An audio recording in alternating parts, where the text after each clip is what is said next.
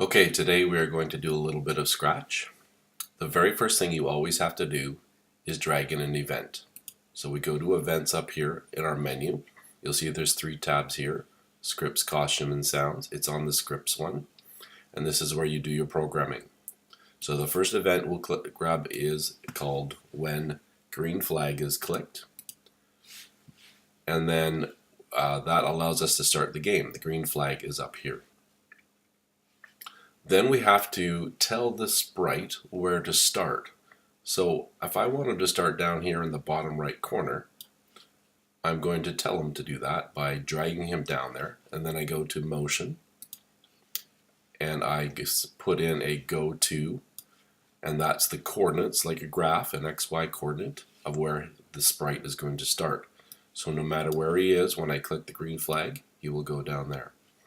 I also want it to be a bit smaller, so I'm going to go to Looks, and I'm going to go to Set Size, and I'm going to change that to 60. So now he will be a little bit smaller. Now I want to be able to control him, so I'm going to drag in a control. And we're going to use Forever. That sets us up to always be ready to do whatever is inside this loop. And then I'm going to do 4 if-then statements. So these are 4 more loops inside the forever loop. And then I want it to be controlled by the arrow keys. So I need to drag in a sensing command. You can see we've already jumped through 4 different categories here. And I'm going to use a key press. So I'm going to drag 4 of them in. And I'll change this drop down menu here to up arrow key, down arrow key, right, and left. Okay, so that means forever be ready. If I press the up arrow key, then do whatever's inside this loop. And so I'm going to have him move. Now remember we talked about X and Y coordinates, which are here. X is left and right. Positive is to the right, negative is to the left, and then Y is up and down. So positive is up, negative is down. So I'm going to drag in a Y, positive for going up, and an X, positive for going right. Then I'm going to drag in a Y and change it to negative. And I'm going to drag in another X for left, and I'm going to change that to negative as well. So now I've got the ability, no matter where my cat is sitting, my sprite, to start him there, that size, and move him left, right, up, and down, like so. Now, under costumes, I've got a cat that has 2 different costumes. And if you look at them, we go back and forth between the 2, it looks like he's running. It's designed that way. So we're going to do a little script that makes him run. So I always start with an event, green flag clicked, and then I do a control. So I want him to be somewhat controlled but still be ready to go at any time. So I drag in a forever if.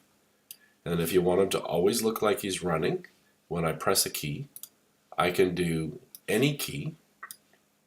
So if I press any key, have him switch costumes. Now this is where we get into looks. And we have switch costumes. Now right now they're costume 1 and they're costume 2. And so I can have it go back and forth between costume 1 and costume 2. But it's going to be so quick that you won't really see much happening. It's going really, really fast, so it just looks jittery. So what I can then do is control that a little bit by putting in a wait. And I'm going to put one after each one because it is a loop. It goes through each 4 and then back up to the top again. And I'm going to make this 0.1 second. So it's quick, but not so quick that I can't see it. So now when I hit the key, he's running. Okay, so that's my sprite number 1. Now, it's a boring background. What you can do is add in a background, and down here you'll see new backdrop. There's 4 different options. We're going to use the first one, which is choose a background. And I'm going to go to the beach. And it will load it up. You can see there are actually 2 backdrops, and we'll just use this one. So there's my scripts, and I'm not going to do any programming this time, but we'll talk about that later. Now, I also want to make this somewhat of a game. So I'm going to add in a new sprite. And so you can see there's a new backdrop button here and a new sprite button here. These ones are for drawing, upload your own, take a picture.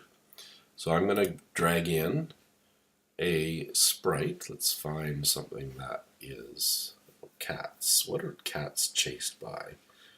Let's use a little fish here. Why not? Make it a little bit surrealistic. So this fish is going to be my villain, and it's going to chase this cat. So I need, again, an event, and then I need a control. So let's actually do the motion first. Let's have him go to that spot so he's far away, and let's make him smaller. And I'm going to go down 50%, so what, half? And then I'm going to do a forever. Now I don't need an if statement because I just want him to randomly follow this cat. And so there's actually a motion called point in towards, and I can choose sprite number 1, which is my cat. So he's looking at the cat now. He's upside down actually. And then I just need him to move. And that way he will always point at that sprite no matter where the sprite is. And he will move around. So I'm going to have him move 10 steps. Boom, goes right to him. I'm going to have him go a little bit slower. And the game would be dodge the fish. Now we can make it a little bit more interesting by making a sound, or, by the way, the red is the stop button. So I'm going to have it go when clicked. I'm going to use a forever and an if then, and I'm going to go back to my sensing. You can see there's some familiarity here now. I'm going to say if it touches the sprite, I could do something like looks. I could say something. I could have them disappear, show or hide. I've got change color. I could go to sound and I could have it play a sound so it can pop. And make sure my sound is on. So now when I go and I play this game, changes color, and off we go. Loud, annoying sound. The other thing I could do, if you want to make it a game where the game stops when you touch, you could do a stop all. And there's obviously a variety of different things you can do, so you can play around with that. So that is some basic Scratch. You can complete that, make your first game, and add some things in that you want to do. When I did this game once, what I did here is to make the cat a little bit more interesting, I dragged in a change color every time I hit the up arrow key. Every time I hit the down, you can drag something like that in. There's a whole lot of different things that you can start adding into your game if you wanted to do that. So every time I hit a key, it turns a little psychedelic and changes color. There you go. Go for it.